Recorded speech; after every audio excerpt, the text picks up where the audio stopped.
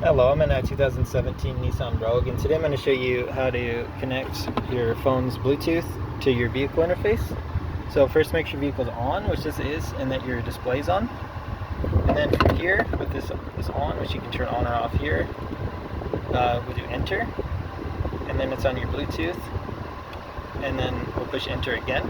And then here you can add phones, delete phones. There's a limited number of phones you can have stored, so you might need to delete a phone first before you can add a new one. Also, make sure your Bluetooth is on. But for add phone, we'll hit enter. Add phone. The system is searching for your phone. So make sure Bluetooth is on. Look for a Bluetooth device called Your pairing menu. And we're looking for my car, as it said. And sometimes this might take a few tries or a few minutes. This might need to restart the car or the phone.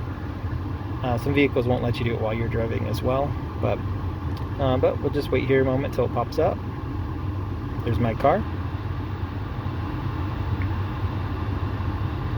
Please confirm the PIN matches using the handset. So these numbers, they do match these numbers, just random ones it generates. So I pair there, and we're all connected. You can sync up your messages, your phone books, things like that. And if you make it like the favorite, it'll try to auto connect to your phone before the others.